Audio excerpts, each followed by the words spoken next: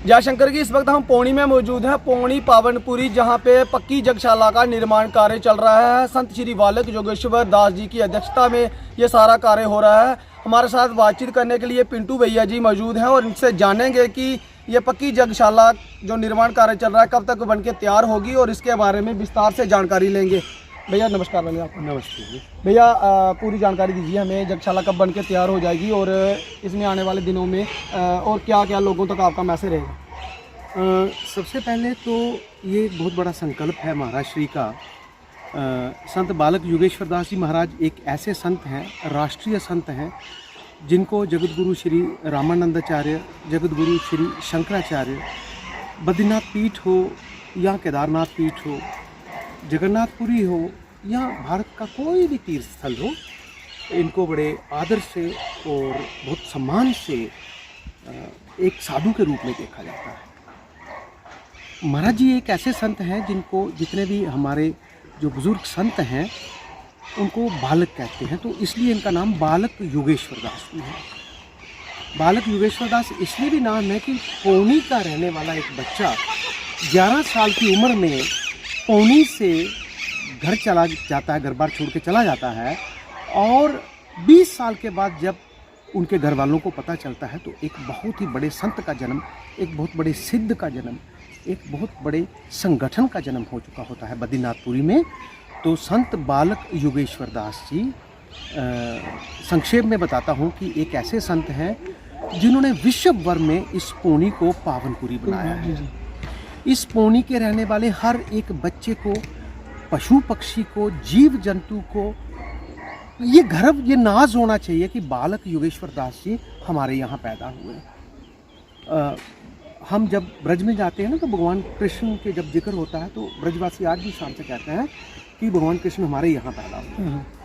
तो मैं ये कहूँगा कि संत दृष्टि से हम सब पौनी वालों को ये नाज अवश्य होना चाहिए कि संत बालक योगेश्वर दास हमारे यहाँ पैदा हुए। चाहे वो छोटा बच्चा हो, चाहे माता हो, चाहे बहन हो, चाहे बड़ा हो, उसको छाती ठोक के ये कहना चाहिए कि बालक योगेश्वर दास हमारे यहाँ पैदा हुए। वो इसलिए कि जितना प्यार हम महाराज जी को करते हैं, बहुत करते हैं, लेकिन हम उतना प्यार अभी नहीं करते जितना ये हमें करते हैं। ये हमें बहुत ज़्यादा प्यार करते हैं। ऐसी जो चीज़ें मेरे पीछे जो आपके कैमरामैन दिखाएंगे जो बन रही हैं, ये महाराज श्री कहीं भी देश में बना सकते हैं। हरिद्वार में गंगा जी के किनारे बना सकते थे तो ये वर्ल्ड मैप में आ जाता। बद्रीनाथ जी में ऐसा बनाते तब भी वर्ल्ड मैप में आ जाता, या और किसी भी धर्म स्थल पे ये चीज़ बनाते तो। लेकिन महाराज श्री को इस जगह से इतना प्रेम है कि उन्होंने कहा कि यहाँ मेरा जन्म हुआ है, उस जगह को मैं एक बार अमर कर देना चाहता हूँ। इसमें अभी जिसका उद्घाटन होगा, जब ये यज्ञशाला पूरी होगी तो पौनी वासियों को यहाँ गवर्नर साहब दिखेंगे। डिफेंस मिनिस्ट्री तक ये बात गई है कि यहाँ पर एक ऐसी चीज़ शहीद परिवारों के लिए बनने जा रही है। इसके अलावा हम कोशिश कर रहे हैं कि चीफ ऑफ आर्मी स्टाफ जो है, जो रिटायर्ड है, उनमें से कुछ लोग आए तो ये पौनी उस दिन आर्मी की छावनी बन जाएगी। क्योंकि जब कोई chief of army staff move करता है तो ऐसा होना स्वाभाविक होता है। तो ये प्रयास जो है हमारी तरफ से लगातार जारी है, और ये सब इसीलिए हो रहा है कि पौनी को वर्ल्ड मैप में लाया जाए। पौनी को एक ऐसे वर्ल्ड मैप में लाया जाए ताकि दुनिया को विश्व भर में ये पता चले। आजकल तो हवाई हमले का वो युग है, ये कैमरा, ये सैटेलाइट, ये हवाई हमला है, तो ये हवाई हमले का युग है।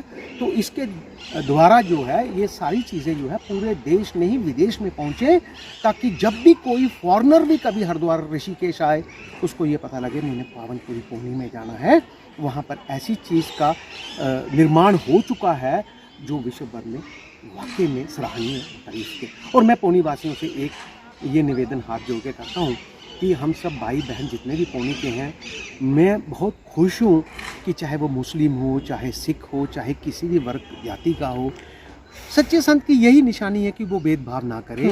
और जम्मू में भी और आज पौनी में भी जब सब वर्ग के लोग यहाँ पर आकर के महाराज से प्रेम स्नेह करते हैं तो लगता है कि वाकई पौनी ने किसी बहुत ही ऊंची और सच्ची आत्मा को जन्म दिया है, संत बालक योगेश्वर दास जी महाराज के लिए। भैया ये कब तक बनके तैयार हो जाएगी और जो आने वाला यज्ञ है क्या पक्की जगशाला में होगा?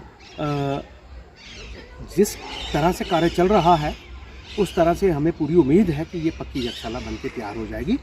और पक्की यज्ञशाला के अंदर ही यज्ञ किया जाएगा। इसको इस बार जो यज्ञ है वो और भी विशेष है क्योंकि पूरी पौनी को बहुत ज़्यादा दुल्हन के रूप में सजाया जाएगा। बहुत से बाहर से संत, ऐसे ऐसे संत यहाँ पे दर्शन होंगे, बहुत से वीआईपी आएंगे, जैसे गवर्नर साहब की बात की तो बहुत से ऐसे लोग आ सकते हैं जिससे हमें बड़ी खुशी और बड़ा उत्साह बढ़ेगा पौनी वासियों का कि हमारे पौनी में सब लोग आ रहे हैं। इसके अलावा वार स्तंभ बन रहा है, अमरवीर शहीद जो हुए हमारे देश के, उनका वार मेमोरियल बन रहा है यहाँ पे, और ये अपने आप में एक बहुत ही ऊंची चीज़ है। ये भगवान नरसिंह की इतनी कृपा है कि एक संत आकर के, बचपन में सुनते थे ना हम सब लोग कि एक साधु आया तो सुती दी कला जगाई, सुती दी जगह ही जगाया, तो ये हूँ आलमोस्ट हुआ है कि एक जगह सुती दी ही भगवान नरसिंह का आदेश होया इन्हें आने उस जगह ही उजागर किया कुदे आस्ते पावनपुरी आस्ते जी। ये गल है कि दिक्खेआ जांदा कि जेल्लै वैष्णो माता दे श्रद्धालु आंदे न दर्शन करदे न ओह्दे बाद ओह् सिद्धे जंदे शिवखोड़ी। हाँ जी हाँ जी। इत्थै पौनी रुकने को साधन नहीं हा, हून एह् जेल्लै मंदिर बनी जा, विशालकाय यज्ञशाला बनी जा ते इत्थै लोक आने आस्तै व्यवस्था होग। बड़ा अच्छा, तुसें बहुत अच्छी थोड़ी सोच आई थोड़े दिमाग च कि कटरा आउंदे हे वैष्णो देवी माता टेकदे हे, ओह्दे बाद शिवखोड़ी जंदे भगवान शंकर दे दर्शन करने। लेकिन ये भगवान नरसिंह दी दिक्खो कैसी लीला है कि भगवान नरसिंह ने शंकर भगवान ते माता रानी के बीच एक स्थान बनाया जिथे नरसिंह जी का स्थान बना था।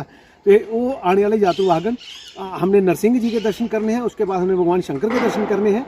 तो एक और बड़ी बड़ी उपलब्धि है साढ़े पौनी आने आस्ते, क्योंकि महाराज तो बद्रीनाथ चली जाना ये तो तब तक गए थे जब तक तैयार हो रहा है। उसके बाद साड़ी के सारे की जिम्मेदारी है कि अस इसी संभालिए, देख रेख करचे, रख रखाव करचे। बहुत ही हमारे साथ पिंटू भैया जी जो हमेशा महाराज जी के साथ हमें देखने को मिलते हैं, इन्होंने बताया कि महाराज जी जो हैं वो पक्की यज्ञशाला का निर्माण कार्य पावनपुरी पौनी में ही आखिर क्यों कर रहे हैं। मैं आपको तस्वीरों में दिखाना चाहता हूँ।